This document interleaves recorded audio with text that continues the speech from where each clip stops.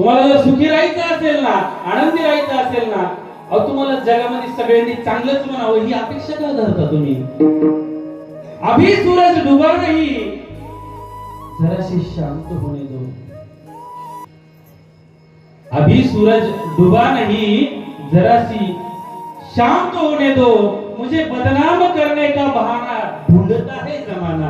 अरे मैं खुद हो जाऊंगा बदनाम, पहले मेरा नाम तो होने दो.